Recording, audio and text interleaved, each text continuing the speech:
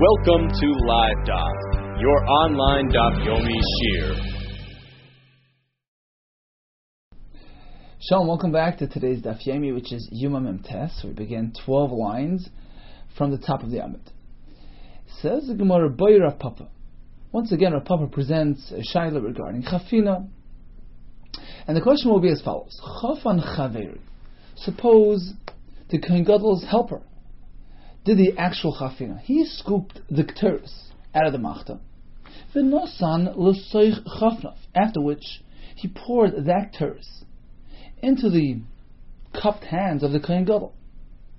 So now the Kohen Gadol's hands are full with Kteris. But he didn't actually do the Ma'aseh Chafina, the scooping act. It was done by somebody else. Ma'u, what is the halacha? Muloi chafnav ba'inan. Is it just Muloi chafnav that we need? A handful. Va'ika, here we have it. His hands are full with teres. Oidilma v'lokach vehevi ba'inan. Or perhaps the first word in that pasuk, which is v'lokach, is also referring to the teres. The Kohen Gadol, who will bring Meloi Chafnaf Teres into the Kodesh HaKadosh, Meloi Chafnaf Vehevi, he has to begin the process with V'lokach, with actually personally scooping out that Teres. V'lokach, in this case we don't have it. It was done by somebody else. Teku, we leave it unresolved. So what are the two sides of the coin here? Rashi explains, the shaila is regarding the word V'lokach, with which the pasuk begins. V'lokach malei hamachta kachlei eish, etc. Umalei chafnaf k'teres samim daka v'hevim beis laparichas. The shaila is whether v'lokach is referring to also referring to the k'teres, or is it simply referring to the machta of kachlei eish, with which the pasuk begins. So that's the shaila. Is v'lokach referring to k'teres as well? In which case the Kohen Gadol must do the ma'aseh l'kicha. He has to scoop it up out of the machta. Or perhaps there's no need for v'lokach here, as long as the k'teres is meloi chafnaf, filling his hands, be it as a result of his own chafina or as a result of somebody else's chafina. That's okay. Take it, we leave it as a shaila. Tosfos presents it differently. He has a kasha. He says, Taimali, what's going on here? Haven't we already discussed this shaila earlier? Whether or not v'lokach applies to chafina. We had it back on the Mem Zayin with Beis. The Gemara asked regarding the material trapped in the seam, bein habenayim, between his hands. And the question was whether we need v'lokach, in which case v'lokach is a direct masa, a purposeful act, which doesn't apply to the stuff stuck in the seam. It only refers to the material within his hands, in which case the bein habenayim is unsuitable for k'teres.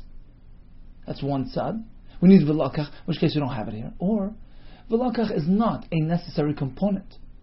All you need is v'hevi, in which case even the material within the seam is okay because it also comes along. It's part of the v'hevi.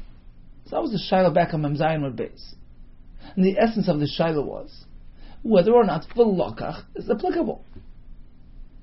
So why the repetition? Says Tosfos, no. Our Gemara is working with the assumption that v'lokach is a necessary component. You need a ma'aseh l'kicha. You need a direct, a purposeful, an intentional ma'aseh l'kicha. But here we have it. Although it wasn't done by the Kohen Gadol, somebody did it. Tosfos calls it a mikoyach gavra. There was a ma'aseh gavra. Somebody scooped up that teres. Somebody fulfilled the v'lokach requirement. The question is whether it has to be the same person doing the v'lokach as the v'hevi, meaning the Kohen Gadol. It's a continuous process from the v'lokach all the way to the Kodesh HaKadosh, in which case he has to do the chafina himself. Or perhaps, as long as somebody fulfilled v'lokach, that's enough. It doesn't have to be the same person doing both v'lokach and v'hevi. So according to Tosfos, that's the shaila of the Gemara. We'll leave it as take. Continues the Gemara with another shaila regarding chafina. Okay, let's say we need the Kohen Gadol doing the chafina. Boy Rabbi Shimon Levi, chafan or meis. Suppose Kohen Gadol did chafina, and he passed away on Yom Kippur, and now the sgan came in to fill his spot. Maushi kanes acher b'chafinosa. Can the backup Kohen Gadol, substitute, come in and just take over where he left off? Use the same keteris which had been used, had been scooped out by the first Kohen Gadol. So here, the Kohen Gadol did the chafina, and the shaila is whether we continue it, we consider it as one continuous avodah, in which case second Kohen Gadol doesn't have to start from the beginning. So that was presented by Shimon Levi. Can the second Kohen Gadol just come in right there, or does he have to begin the process anew with a new chafin? Rabbi Chanina. So Rabbi Chanina turns to his Talmidim and says, "Take a look. Boy urei. Look, I had this shaila myself, and look who's asking it. She'elas v'rishonim. This is a question posed by the Gedolim in the earlier generations, which were higher than us. And look, with effort, we, even us, in a later generation, can be zeicha to achieve greatness like those in the earlier generations. Boy re'eh, take a look at my shaila. I also had the same shaila regarding the second Kohen Gadol just coming in and taking over. That shaila corresponded to the Shelas HaRishayim, who was Rabbi Shimon Levi, who lived in an earlier generation. Let's take a look at Rashi. There are 4 or 5 lines up. Come take a look. Even the Dor Achron is zeichel ischakim. They're zeichel to achieve chachma. Kederis harishayim. With enough effort, we can be zeichel to be machaven to their shaylas.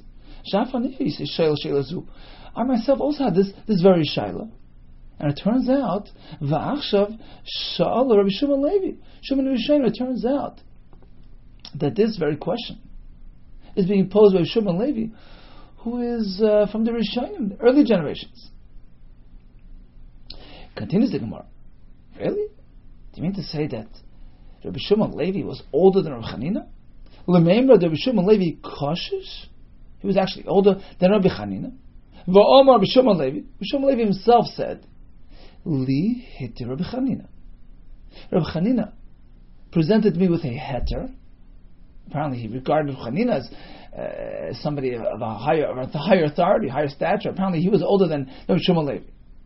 Li hiti Rabbi Chanina lishtois shachlayim b'Shabbos, to drink some sort of shachlayim juice. Actually, says kershin. Some say it's cress. Some sort of remedial drink. He allowed me to drink it on Shabbos. Li hiti Rabbi Chanina lishtois shachlayim b'Shabbos. Says in one second, before we get involved in the historical sequence here, let's just focus on this halacha. He allowed him to drink this drink. Why not? Lishta is pshita, of course. It's something that even healthy people would drink. You see, all the chachamim forbade during refuah on Shabbos, unless it's pekuach nefesh, for concern that a person might come to malacha, to shchikas samamonim, to grinding, come to grind the ingredients for the medicines. So that's Isn Rabbanan, but that only applies when the item is something which is clearly a medicine. But if it's something which is eaten or drunk by healthy people as well, in which case it's not an apparent remedy, it's okay. Says the what could be wrong with shachlayim juice? Pshita, of course it's mutadisnan, kol oichel, all types of foods which are eaten by healthy people. Oichel adam l'refuah. When we eat those foods, even if it's for the purpose of refuah, because we view it as ordinary food, we don't view it as a medicine. Likewise, v'chalam mashkin, shoyse, adam l'refuah. All types of mashkin can be drunk l'refuah, even though his purpose is for refuah, but it's something which is used by ordinary people. Likewise, the shachlayim juice falls into that category. What's the chiddush here? He allowed him to grind up and then drink the shachlayim on Shabbos. grinding is a malacha. Malacha of Teichen. And he allowed it. Hey Chidami, what are we speaking about? Idik is Akanta. If his life was in danger, Mishra Shari, of course it's mutter. You don't have to ask a Rav. Really like Akanta, if his life wasn't in danger, Meisar Asr, that's Asr. Why would he allow it? Lo Yom Dik is Akanta. Certainly there was a Sakana here. The question wasn't whether Pikuach Nefesh overrides Issa de Rabbanon of Refuah on Shabbos. That's Pashut. His question was something else. He was asking him medical advice. Is this type of concoction effective for my ailment? He was simply seeking medical advice. Mi masya. Does this thing heal? The neichel alay Shabbat, in which case it would justify chilul Shabbos. Perhaps it doesn't have the healing capacity. In which case there's no reason to be mechal Shabbos to produce it. So he wasn't asking him halacha shayla. It was pasha to him that in this situation, which was sakanas nefashis, anything is mutter. The question was simply whether this thing has any purpose, whether it has any healing capacity. Why was he asking Rabbi Chanina? Because he was proficient in refuah. He had experience with medicine, as we find elsewhere. It never happened that one would ask me advice regarding a refuah al makas predelavana, a refuah to be used as an antidote to heal a wound experienced through a makkah of a predelavana inflicted by a white mule, vicious mules. Nobody ever asked me about a refuah for such a thing, v'chaya, and indeed this person should survive. These things are really deadly. It's pretty clear that Chanina was an authority when it came to medicine. Says the Gemara, 1 second, because Chazina l'chai. What do you mean nobody survived? We see clearly that many people survive even after being struck by a white mule. Ema rather say like this: v'chayas. The person survived, but the wound would never heal. V'kachazinan the mitzi, we find that they do heal. Says the Gemara, depends what type of mule. B'sumkan inu. We're speaking about mules which are red and have white hooves. Besumkan inu, red mules, v'chivron reshkarayu kamrinan, with their tips of their legs, their hooves being white. Kamrinan, that's what we're speaking about. These things are really deadly, and we don't have good experience with these types of mules. Okay, in any case, let's get back to the topic at hand. So we do find that Rabbi Shimon Levi refers to Rabbi Chanina as Rabbi Chanina. If he was a colleague, a contemporary, he would have just said Lihite Chanina.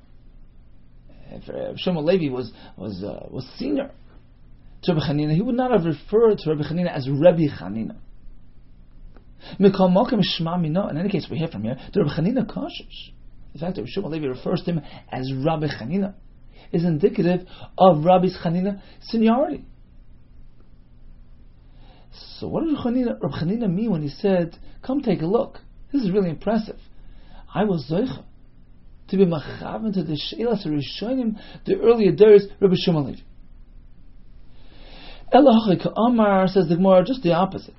He meant to say like this: Sheilah son, look, their Sheilah, meaning the questions posed by the later days, i.e., Rabbi Shimon Levi, is Kisheila Shel Rishonim corresponds to the same Shaila presented by the earlier Dores, referring to himself.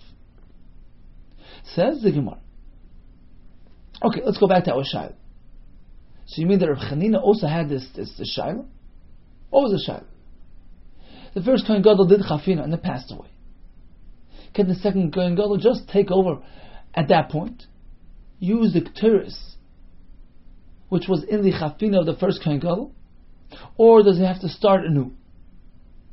You mean to say Rabbi Chanina himself also had that Shaila? Umi Amar Rabbi Chanina Hachi? V'Amar Rabbi Chanina. But didn't Rabbi Chanina himself tell us? B'par, v'loy b'dam shel par. Pasuk says, B'zois yavei Aaron ala kodesh, b'par ben bakar. Aaron HaKohen Likewise, a Kohen Gadol throughout the Doros needs his own personal kapara, his own personal par, which he would fund, which he would shecht. Chanina tells us he has to actually bring a par, a live animal, as opposed to just taking over midway. Suppose the first Kohen Gadol brought a par, did a shechita, and all we have now is the dam for zrika, and he passed away at that point. The second Kohen Gadol cannot take over at that point. He can't be yotzi just with dam. Pasuk says he needs a par, a personal carbon. He needs to bring a live animal to the Beis Hamikdash to be yotzi this chiv. The par, v'lo b'dam shel par, can't begin mid-process. Now, what was the seder of the avodah? First came the shchitas hapar, as we had back in the Mishnah, and then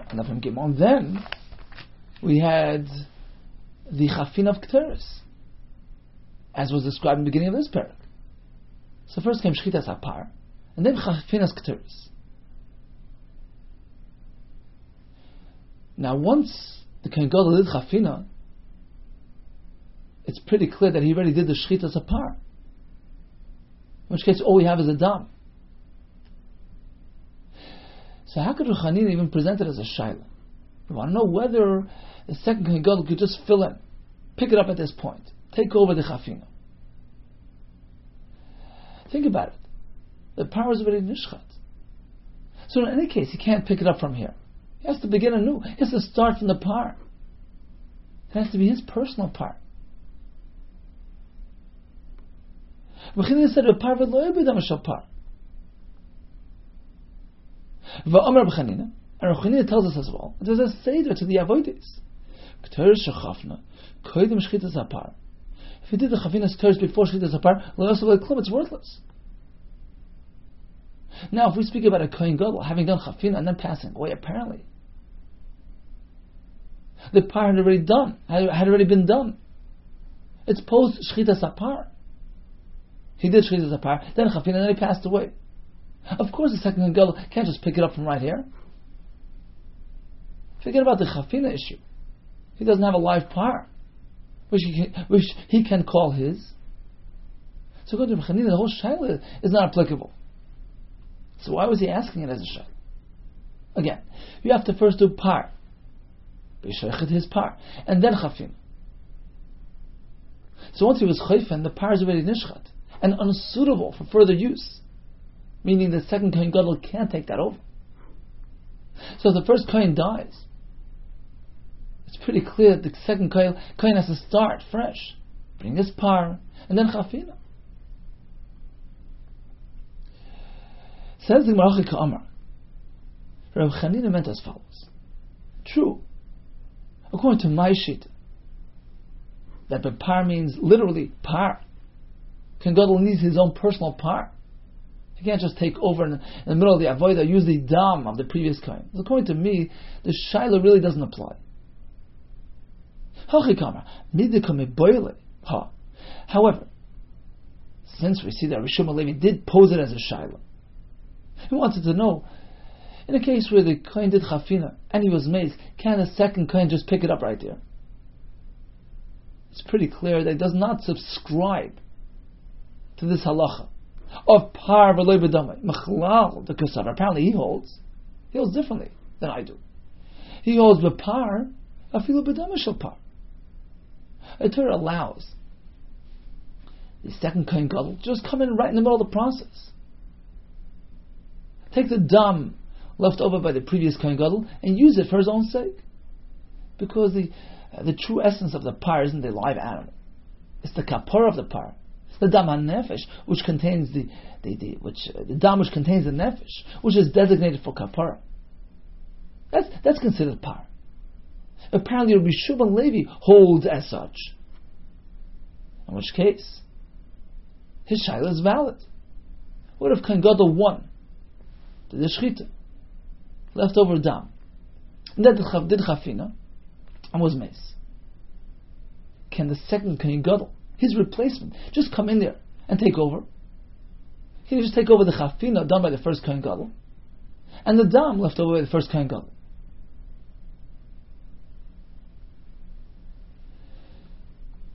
So that was the Shaila presented by Shmuel Levi. Since he's presenting the Shaila, it's pretty clear that he holds Damashal Par is sufficient. Ulamaidis really. Oh. So according to his Shita, Sheilasai Kishelas Rishonim. That Shaila corresponds to the Shaila presented by the previous Dairis. Meaning, although I have no Shaila here. Because in any case it doesn't work. We no longer have a live par. But those who argue with me, the Cholkim, who hold that par means even Dama par, also had that same Shaila. So can Gadol did Shchita and then Chafina, and then was made, can a second Gadol take over right there? So Rishon Levi, who was in a later Dur, was Zeicha to achieve the Chachma, to be Machavan to the same Shaila presented by the Rishonim, meaning those Shitas who argue with me, who hold that even Dama Par is okay, and they also had the same Shaila regarding the kashrus of the Teres. Can the second Kohen Gadol just simply take over and continue the process after the Chafina was already done by the first Kohen? Okay, so that explains the Gemara. We had a Shaila, the first Kohen did Chafina and Mace. Can the second Kohen Gadol just take it up right there? My Havei Allah, so what's the Maskana? Can he? Or can he not? Does he have to redo the Chafina? Does it have to be his personal Chafina? Amar Rav Papa says Rav Papa like this. You know what it depends on? A different Shaila. We discussed this back on Daf Mem Zayin. Torah says Meloi Chafnav. Meloi Chafnav vehevi. So we know that he does a Chafina outside and then pours it into the kaf, just for practical reasons, and brings it to the Kodesh HaKadoshim. Does he do another Chafina in there? Or was he already Yaitzi with the first Chafina? Meaning, does he have to pour the Torah back into his hands? Perhaps that's the ideal way of doing it. Meloi Chafnav vehevi. It's a personal offering. He has to do it manually without a kli. So although in the interim, from the outside to the inside, he has to have it in a kli. There's no other way to transport the Ketores and the Machta. But once he gets inside and he lays the Machta on the floor, perhaps you meant to reinsert the Ketores into the Kohen Gadol's hands and offer it in that manner. That's a Shaila. Do we do Chayfin once and v'chayzer again inside, or one Chafin is sufficient? Amar Papa, this Shaila that we just presented, whether or not the second Kohen Gadol could just simply take over after the first Kohen Gadol did his Chafina, you know what it depends on? It depends on the other Shaila. Whether the second Kohen Gadol will do another Chafina when he gets inside. Amar Papa, if there's one Chafina outside, then again inside, then of course it works. Chafir nichnas b'chafinase. And the second Kohen Gadol could just take over. Use the Teres, which was scooped by the first Kohen, enter the Kodesh HaKadoshim. Why? Because in any case, he's going to repeat the Chafina process. So be Yetzi Chafina in that manner. However, however, if we hold that you don't do it twice, you do one Chafina outside and that's it, then you have a good Shaila. Then you have a question on your hands. Can the second Kohen Gadol be Yaitse to the Chafina done by the first Kohen Gadol? Let's see Rashi inside, 5 lines from the bottom. My Havelo. So what's the Maskana? Because the second Kohen Gadol just fill in, pick up where the first Kohen left off. Chafan omeis. Mao sheikanis achar b'chafinasa. Our Papa responds, it depends on the other Shaila. So one Shaila depends on the other. If chayfen, chayzer v'chayfen, im ifshetalan baya. If you have clarity regarding that Shaila, the Shaila we had regarding chafinas pnim, im tzorach lachshav lachfan eloi, whether or not he redoes the chafina inside, v'tim tziloimar, and you propose and say the tzorach lachshav lachfan, that he does have to repeat it again. In that case, you have clarity. You have clarity regarding this Shaila. If the Kohen did Chafina and was mace, surely the second Kohen could just pick it up right there. Why? Because in any case, he's going to fulfill that requirement. He's going to do his own chafina inside. But if it's only going to be one chafina, then we're not sure. Can the second Kohen Gadol just be yotze through chafina of the first Kohen Gadol? Asks Taisus Tema. Well, what do you mean? If there's a chiyuv to do a double chafina, then how could the second Kohen Gadol be yotze with his chafina, which is only number 2? You need 2 chafinas, which were done by 2 different people. How does that work? That's why Taisus learns a different pshat of sugi, different than Rashi. See, Rashi learns as long as the Kohen Gadol does some sort of chafina, whether the first or the second, he's yotze. So in this case, where you actually need 2, but the point is, as long as in total you have 2, although it was done by different people, you're yotze. Taisus learns differently. He says pshat like this. What does chayfen, chayze v'chayfen mean? It means to say that ben HaTorah there's no limit. You can scoop and scoop as many times as you want. And therefore, chachamim masakin. Scoop it once outside, and then again, when you arrive at your destination, just to make sure there was nothing missing. Make sure you have it all there. If so, says Taisus, once we see that you can do it as many times as you want, what the Gemara meant was as follows. The second Kohen Gadol, who's replacing the first, will go ahead and do another chafina outside. Because there's no limit, there's no maximum to how many times you can do chafina. He'll do another chafina outside, and then pour it into the kaf. And then bring it in. So he was mekayim chafina outside. And then he poured it into the kaf. And then goes back inside. And of course he'll do it again, with the Rabban will do another chafina. That's what the Gemara meant. If you hold chayfen, chayzer v'chayfen, that we have an allowance to do it as many times as you want, that's exactly what we're going to do here as well. We'll have the second Kohen Gadol do another chafina before delivering it to the Kodesh HaKadosh. In which case, he'll be mekayim v'lokach melechafra without any concern. Taisus Yishanim seems to be working along Rashi's pshat. He asks Taisus Kasha a bit differently, even sharper. He says, what do you mean? You say he's going to do it again inside, in which case he's mekayim chafina. He says, think about it. What's the ikar chafina? It's the first one. That's the one that machshava can affect. We had that yesterday. It's considered an avoida. That's the primary chafina.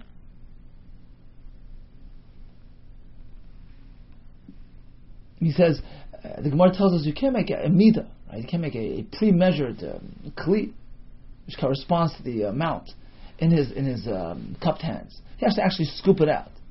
That's the first chafina. That's happening the first time around. And this Kohen Gadol, just walking in the middle of the process, will not be fulfilling that requirement. How can the Gemara propose that he's yotze with simply doing the second chafina, which is just merely a confirmation of the first one? His Sham answers, he says, Enechanami.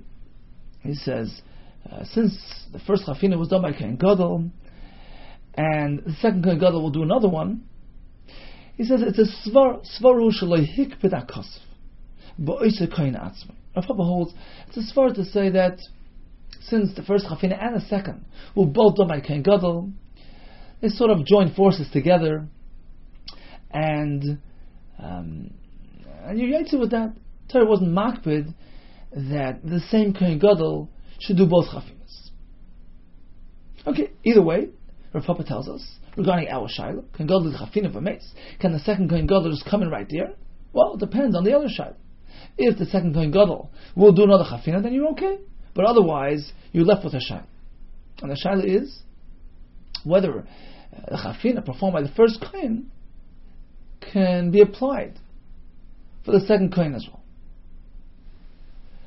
Continues the Gemara in the first wide line.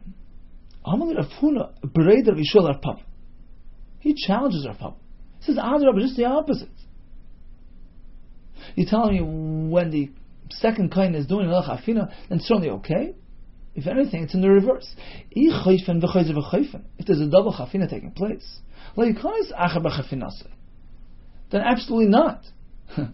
The second Kohen Gadol shouldn't just take over, shouldn't transport the same Keteris, which was scooped by the first Kohen Gadol, because it's not going to be the same amount. It's impossible that the amount found inside the second Kohen Gadol's hands should be the same exact, should correspond exactly to the amount that's in the first Kohen Gadol's hands. He can't just take over. He's speaking about a different amount. However, according to the other side, that there's no double chafina, you only have once and that's it, to bailach. Okay, in that case, it's a good shayla. Whether the chafina done by the first Kohen Gadol could count for the second Kohen Gadol as well. But I disagree with you.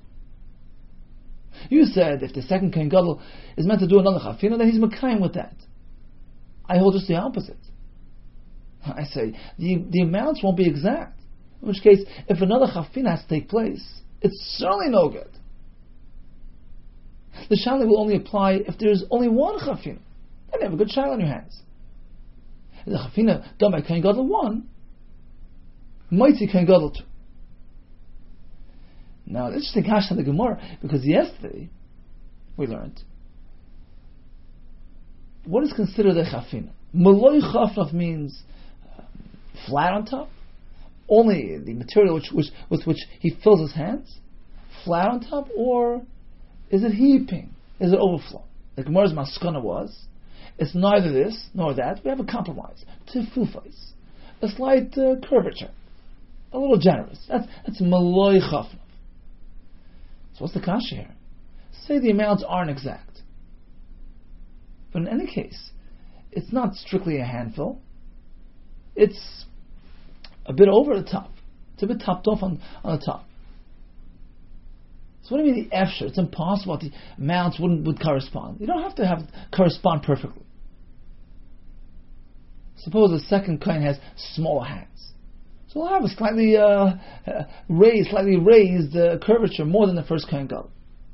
That's okay. You're allowed to have tfufos. So it seems that his kasha was pertaining to material within the hands. As far as the amount of tears within his hands, I'm not speaking about the part that's rising above the curvature. We're speaking about the chafina within the hands itself. That won't work. That won't be exact. So although nothing will spill out, we'll have just a larger heap, but it's not the same maloi chafnayim. You see, there's the amount within the hands, and then there's the topping off part. It's two different things. And he holds that the maloi chafnayim has to remain the same and consistent. And therefore, he says, if you're going to have to redo the chafina, it certainly doesn't work. You can't find two kohanim who have the same exact hand size. Apparently, Rav Papa disagreed. He held that at the end of the day, you don't need an exact handful. It's going to be tfufos in any case. You're going to have some topping off on top. Who cares if the hands aren't exactly the same size? You're allowed to have a bit over. And therefore, he says, as long as the second kohen repeats a chafina, he's going to be mekayim chafina by doing that, and there's no shayla. No shayla that it works. So in short, Kohen Gadol did the chafina, and he passed away. The substitute comes in. Does he have to redo chafina, or can he just simply take over? You have two shittas. Rav Papa says, well, if the second kohen does another chafina, then it's certainly fine. But otherwise, we have a shayla. We have a shayla whether he can just take over the process in the middle, or he has to do his own chafina. Rav Yehuda takes the opposite approach. He says, if he's going to have to redo chafina, it's certainly not good, because the two amounts won't correspond. But if it's only one chafina per day, in that case, then you have a good shayla. And of course, the Gemara tells us, this whole discussion only applies if you hold that the second Kohen Gadol could just take over the dam apart. Because otherwise, in any case, you have to start from the beginning of the process. Begin with a new par, and follow with new chafina. Okay, so we address this new shayla of chayzer chayfen, chayzer v'chayfen. So now we'll elaborate on the shayla. The boilu, because the Bnei Yeshiva actually had this shayla. Chayfen, chayzer v'chayfen. Does he do one chafina and then again? Or is it just one? Tashma, let's have a right from our Mishnah. Mishnah says, what is considered loy chafna? Well, it depends on your hand size. And the Mishnah adds 3 words. Kach, v'kach chaysa midasa. What does the Mishnah mean with those 3 words? My love, perhaps. Kishem shemidasa b'chutz. Kach, midasa b'fnim. The Mishnah is coming to add another chafina. Just as this is the way you do it outside. You measure on the outside, meaning outside the Kodesh HaKadoshim. Kach midasa b'fnim. Likewise, you do another measuring act inside, another chafina. Lo, he says more, not necessarily. Perhaps the Mishnah means differently. Dilma shimrotza lasis midaisa. Kachashindasa means you could prearrange a pre-measured cup and use it for chafina. Perhaps you don't need a masa chafina, as long as you have the amount which fills his hand. But you can actually scoop it out using a cup. Inami, or another pshat would be needs to be a perfect malay chafnaf, a handful. You can have less, you can have more. That's what v'kach hoysem midasa means, but it's not referring to the shaila of whether you do it once or twice. Tashma. Now we're going to have a raya from a brisa which clearly describes him doing chafina again once he arrived in Kodesh HaKadoshim. How is the Kohen Gadol going to do chafina shnia? So he had the machta in his right hand, the kaf in his left hand. He already placed the machta down on the floor. How is he meant to refill his hands to perform a chafina shnia? He's only one man alone, holding a kaf. It's kind of difficult. Says the brisa, oiches es habozach. He grabs hold of the ladle, with his fingertips. Some say he uses his teeth. And he shifts it, pushes it towards him. And he gets his thumbs involved as well, pushing the ladle back towards him. Until the handle of the ladle reaches his elbow area, which allows him to maneuver the ladle as well. And once he pushed it all the way back, he's maneuvering it with his fingers, with his thumbs, with his elbows. Now he tips it back over into his hands, into his cupped hands. So now his hands are filled with teres. With seivra, and he goes ahead and places the teres onto the coals. With seivra, he piles it up. He makes a heap. So that the smoke is slow in coming. That's why he piles it up high. So that there'll be a delay in producing smoke, so that he doesn't get overcome with smoke, with smoke inhalation. Some say just the opposite. Mefazra, he'll disperse it, he'll distribute it in a light coat over the coals, so that it's quick in producing smoke, which will ensure that he shortens his stay in the Kodesh HaKadoshim. It's meant to be as short as possible. This is the most difficult task in the Beis HaMikdash. One man alone, maneuvering this heaping ladle with teres, and tipping it into his hands, making sure nothing gets spilled out. It takes a lot of expertise and a lot of practice. Says, what do you mean? Zui v'sulai, this is the only difficult task? V'ika malika, try malika, that's kind of difficult. V'ika chamitza as well is difficult. Elo rather, zui avoida kasha may avoides. Kasha is shibim. We didn't mean this was the only avoida kasha. This is on the list of difficult tasks done in the mikdash. In any case, shmamina, it's pretty clear that chayfin, shmamina, he does one chafina outside, and then once again, when he arrives at his destination. Okay, so conclusion once again, regarding our original shaila. Kohen Gadol did chafina and mace. Kohen Gadol took over. Can he simply take over? Does he have to do chafina again? So according to the Maskana of the Gemara, that chafina was done twice, one outside and one inside the Kodesh HaKadoshim.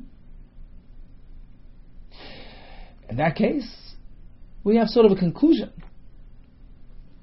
on the first shaila, whether the second Kohen Gadol can take over. So according to Rav Papa, yeah, he can take over, because in any case he's going to do another chafina inside. According to Rabbi Yehuda, just the opposite. Since there's going to be another chafina performed later, we can't ensure that their hands will have the same capacity. In which case, certainly the second Kohen Gadol must do his own chafina. Continues the Gemara, Iboilu. The Bnei Yeshiva presented another shayla. This one regarding the parsha Kohen Gadol. Shachatames. Suppose the Kohen Gadol brought his own par, which he paid for, his own personal par, asher loy, did the shchita, and passed away. Ma'ushi kanes acher bedami.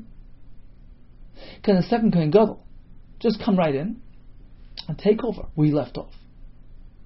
Use the dam of the first par.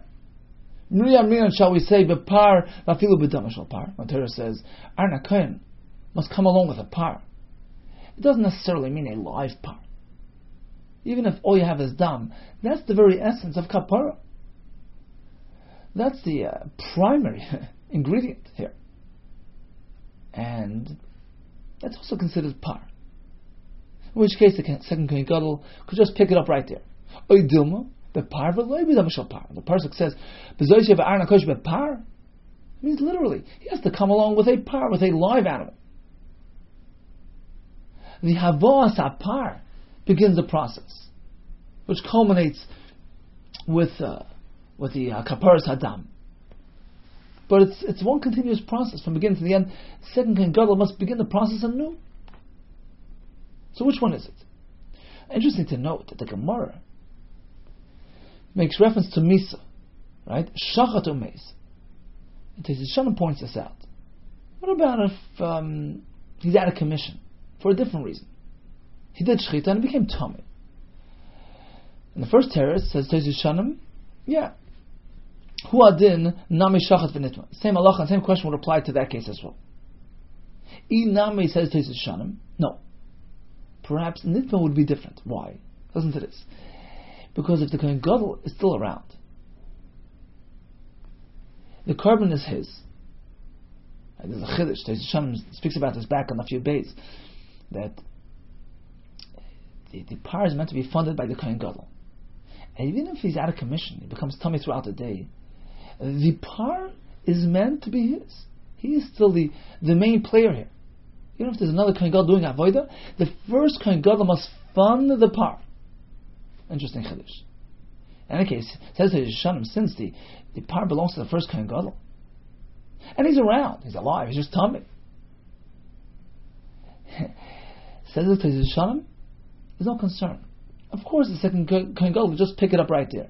It's kishaloi she'ena ela shlucha sharisha, because the second Kohen Gadol is serving as a shliach for the first Kohen Gadol. He's working on his behalf. Upar atzmai kurinebe. In which case it's okay, because it belongs to the first Kohen Gadol, and the avodah is attributed to him as well. The second Kohen Gadol, the fill-in, is just doing for him. There's no shayla in that case. It works. It's only by mace that we have a shayla. The first Kohen did shchita and then he passed away. He's not part of the equation here. Second Kohen Gadol is not performing avodah on his behalf. He's not a shliach. He's mace. Shayla is the second Kohen Gadol just pick it up right there. Does he need a par, a living animal, or domeshal par constitutes as well? It's interesting that Yishanim makes a similar comment earlier. First Kohen Gadol did chafina, and then he was mace. Can the second Kohen Gadol pick it up right there? Yishanim makes a point of mentioning that the same thing would apply to nitma. If he did chafina and then he was nitma, we have the same shal. Inami. Another pshat says Yishanim, no. If he's around, if he's nitma but he's still around, we have no shayla that it works. Why? Since he's kayim and roy la'avoda, theoretically, first Kohen Gadol is still around. He's still roy la'avoda, although not today. But he's still part of the equation. He's still counted in. V'yesh kan chafina shel Kohen Gadol. Hear this? Even though he's not part of the avoda, he's tummy, but the handful, the chafina that he did, is still attributed to him. Certainly, the second Kohen could just take it and use it. Still have the shem chafinas Kohen Gadol. Avol kshemes. However, when he died, ein kan chafina mishum adam boilam. Unbelievable. If he was mace, the shem chafina, the chafina status, had become bottled. It's absolutely. There's no more. because the one who did the scoop is no longer around. So that's the Gemara Shaila. Whether we say that the chafina is still intact or no. Since he was mace, the masa chafina is now bottle, in which case the second kohen has to do a chafina anu. So the Shishanim is l'shitase. Both nekudas are in line with each other.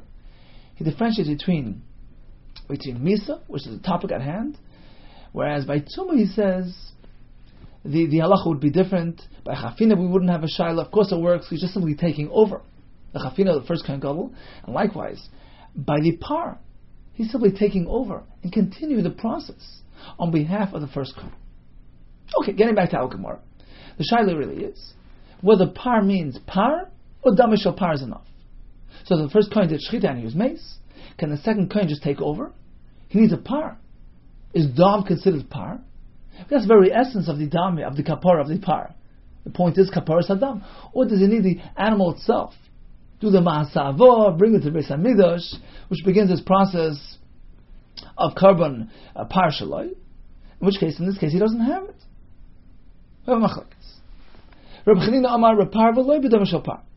As we mentioned earlier, Rabbi Chanina holds neither par itself. Dam is not enough. Rabbi Shlomo repar afilu b'dam shel par. Rabbi Ami Amar repar v'loi b'dam shel par. Rabbi Yitzchak Nafcha Amar repar afilu b'dam shel par. Eisvi Rabbi Ami or Rabbi Yitzchak Nafcha. Rabbi Ami who held that you need the par itself, he poses shaila. You Rabbi Yitzchak Nafcha holds that it's considered a par even though it's very nishchat. As long as you have the dam, which is the very essence of the par. I'll ask you a kasha from a Mishnah Pesachim. Nimnin u'moishchin yidei mimenu. They can join the Korban Pesach group or pull away from the Korban Pesach group until the shchita. But once the shchita took place, it's no longer considered a lamb. You can only join and pull away when it's still intact. But after shchita, it's over. Now, according to you, why is the shchita considered the deadline? You have until zrika. It's still called a iseh. What's the very essence of a carbon? The dam for kapara. You still have the dam here. So why can't you maneuver around even after the shchita? It's still called a iseh. Shani asim l'chsiv miyois miseh. Have a read. The pasuk says you can only join and pull away when it's still a iseh. When he's alive, miyois, it's havaya. Mechiyus of the iseh. When the iseh is still really alive. So there's a special pasuk over there. When it comes to par, we view the dam as though it's still considered the par itself, because that's the very essence of kapar. Mosif Ma'azutra proceeded with another kasha to prove that something which was nishchat no longer retains its original identity. Ain't poitin. You cannot perform pidyon petach hamar. So he has a firstborn donkey. He'd like to redeem it for an animal, a seh. Torah specifically mentions seh. Therefore, ain't poitin, you can't use like be'egel, a calf, like be'chaya, like be'shchuta, or a shechted seh, like be'treifa, an animal which has an internal critical wound, like be'kalayim, produced by a crossbreed between two behemoths, like be'kvi, a crossbreed between a behemoth and a chaya, ela be'seh. That's the only thing you can use. Apparently, a shchut is not a seh. A seh describes a living animal. A par as well is a living par. Shani Hasam, the other semi Pesach. Says more there is different because we apply Gzera Shav. It says seh over here, seh by Pesach, and just like by Pesach, it needs to be alive, as we just concluded from a pasuk miyois miseh here as well. So here it's different. Ima lahal zachar tama ben shana. If you compare to Pesach, go all the way. Just as Pesach needs to be zachar, tam without a mum, uben shana was in the first year. Afkan likewise is seh used for pidyon petach hamar. She has to conform to all those requirements. Zohar, Tam ben Shana. And we know it's not so. Talmud Laima says, well, we have a riba for that. Tifta riba. The pasuk says, V'kol petach hamar tifta b'seh. And then once again, V'loi sifta v'araftoi. Why the repetition? I'm to remember all types of animals. You don't have to have a Zohar, Tam ben Shana. But you need a seh. Says, well, why? Tifta riba. If once you be marbe, afilu kulu nami. What about all those on the list? Just remember everybody. Kalayim, treifa, shchut. Im kain, because if everything is going to be included, then what's the point of the Gzera Shava between Pidyon Petach Chavar and Karban Pesach? Seseh Mayahayle. What do you accomplish with the Gzera Shava? Apparently, as Rashi and Bechoros explains, the Gzera Shava will tell you need the right type, the right species. You need a seh, a live one. And Tifta will come to be Marba and tell you, well, those secondary specifications are not important, and therefore it doesn't have to be a Zoch or Tam or Ben Shama. Says the Gemara, Eisvei Rabbi Yitzchak Nafcha. Now it was his turn to ask the Rav Ami. So you hold that par means literally the animal? The entire animal? Before Shechita? The Pasuk says, this is a Pasuk regarding Par Kohen Mashiach, which was brought by a Kohen Gadol if he did an Avera throughout the year. And the Pasuk is speaking after the Shechita of that par, and says, V'hoitzi is kol par. You take it out of Yerushalayim, you burn it. Apparently, even after Shechita, it's called par. Shiyoitzi is kuloi, says the Gemara. No. The Pasuk is simply telling you, kol par, whatever is left over of the par. This is not really the true essence of the par, it's just remnants. Whatever is left over, take out. But a true description of par is referring to a live par. Another kasha. Pasuk says, Ves parachatas, ves irachatas. This is the par in Sar Yom Kippur, after Shechita, transported outside Yerushalayim to burn. We see par is referring to an animal which was erish dishchat. Amar Papa, be'oir ubas perish. When referring to the actual goof of the animal, the hide, the flesh, and the waist, to kuli amale pligi, all agree. The proper way of referring to it is par. This is the goof of the animal. There's no machlekes. Ki pligi b'dam. The question only applies to dam itself. So the Kohen Gadol did the Shechita, and all the second Kohen Gadol has left to his name is the dam which he will use for Hazah. He didn't bring the par itself, that was done by the first Kohen. He's going to be handling the dam. And that's the shayla. When the Torah requires a Kohen to bring a par, is dam enough or not? Ma'asavar dam ikri par. Dam itself can be referred to as par because that's the very essence of the carbon. That's the dam nefesh, which brings kapar and is sufficient. And can be referred to as par as well in this context. Umar savar dam ikri par. Elishita says no. The Kohen Gadol has to actually bring a live animal to achieve its kapar. He can't just be yaitz with dam remaining from the previous Kohen Gadol's par. Omar Avashi mistavru command Omar dam ikri par. You know what? I think the proper approach is the dam is called par. Aaron will arrive into the Kodesh with a par. After bekarnim aile, is he going again bringing the par by its horns? Of course not. Apparently the par is the dam of the par, which he delivers in the Kodesh HaKadoshim. Because they par, and it's referred to as par. So you see that par can be referring to the dam as well. Now what does the other shita hold? The other shita that says he has to actually have a live par. The pasuk means of course he's not going to bring it to the Kodesh HaKadoshim. Torah means what will enable Aaron HaKohen, what will allow him to enter the Kodesh HaKadoshim? The par l'chatas. If he brings along a live par to the Azara, then proceeds with the Shechita, and then takes the dam to Kodesh HaKadoshim. Okay, so in summary, we had a shayla, if Reuven did chafinas k'teris and placed the k'teris into the Kohen Gadol's hands, is that okay? Is Melech Chafna referring to a handful, or you need more than that? V'lakach v'hevi. He needs to do the Maaseh Chafin, which in this case he didn't. We have the shayla regarding par. Do you need a live animal? Or even damei par is that enough? If the first Kohen Gadol does chafina and then passes away, can the substitute just pick it up right there? Of course, this is assuming par means afilu damei par, in which case the second Kohen Gadol can utilize the dam left over by the first Kohen. The question is regarding the chafina of the first Kohen. Does it work for him? Rav Papa says, well, it depends. If chayzev v'chayfen, if he does another chafina inside, of course it works. But otherwise, we have a shayla. Rav Huna, Bidder Shua, takes it in the other direction. He says, if another chafina is required, then it won't work, because the two hand sizes won't correspond. However, if there will not be another chafina, then we have a shayla. And indeed the Gemara concludes, Chayfein, v'chayzev v'chayfein, in fact, this was one of the most difficult tasks performed in the Beis HaMikdash. Kol tov to you.